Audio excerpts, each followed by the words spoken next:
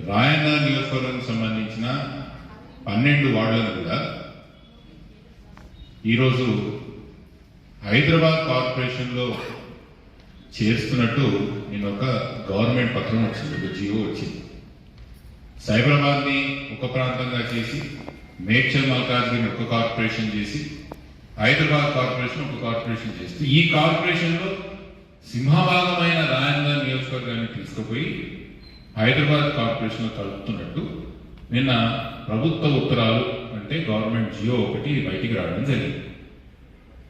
ఈ విషయం నేను 2 నెలల కిందటనో దాదాపు నెలన్నర కిందటనో మీ అందరి మధ్యలో మీ ద్వారా ప్రభుత్వానికి తెలియజేసి పెద్ద ఎత్తున నిరసన కార్యక్రమాలు కూడా నియోజకవర్గం స్థాయిలో చేసి ప్రభుత్వానికి ప్రజలకు ఈ తీసుకున్న నిర్ణయం వల్ల జరిగిన నష్టాన్ని వివరించే ప్రయత్నం మనం ఎప్పుడో చేశాం.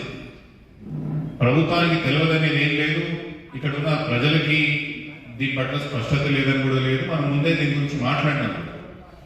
ఎమ్మెల్యే గారి దగ్గరికి కూడా అఖిలపక్షంగా మా పార్టీకి సంబంధించిన కొంతమంది నాయకులే కానీ వివిధ పార్టీలకు సంబంధించిన నాయకులు పోయి ఎమ్మెల్యే గారికి కూడా విజ్ఞప్తి చేయడం జరిగింది.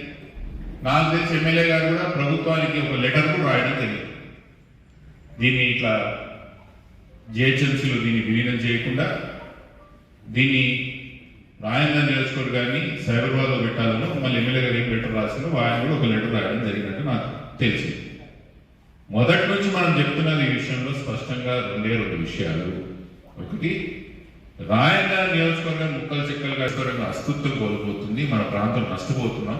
కాంగ్రెస్ పార్టీ వలన హైదరాబాద్ కార్పొరేషన్ లో కాంగ్రెస్ పార్టీకి సంబంధించినోడైనా నేరైతాడని మీరు మాకు గ్యారంటీ ఇవ్వగలుగుతారా ముఖ్యమంత్రి గారు అంటున్నా నేను. స్పష్టంగా కనిపిస్తున్నది ఇది ఎవరి కోసం మీరు ఈ కార్పొరేషన్ చేసినని స్పష్టంగా మాకు కనిపిస్తున్నది. రాజకీయంగా మాకు నష్టం, అభివృద్ధి పరంగా కూడా. ఒకవేళ వాళ్ళకు సంబంధించిన వాళ్ళు మేయర్లు అయితే, ఒక రాజకీయ పార్టీకి సంబంధించిన వాళ్ళు మేయర్లు అయితే పన్నులే కానీ, డెవలప్మెంటే కానీ, నిధులే కానీ, ప్రణాళికలే కానీ ఎటుపోతాయని మనకు తెలియదా? అంటే పన్ను మేము కట్టాలా, ప్రగతి వాళ్ళకు జరగాల, ఆ ప్రాంతం జరగాల. దీన్ని మేము ముమ్మాటికి వ్యతిరేకిస్తున్నాం. పెద్ద ఎత్తున దీన్ని ఎలా అడ్డుకోవాలో, ప్రజలకు ఎలా తీసుకుపోవాలో పెద్ద ఎత్తున ముమ్మాటికి మేము దాన్ని తీసుకుపోతామని తెలియజేస్తున్నాను.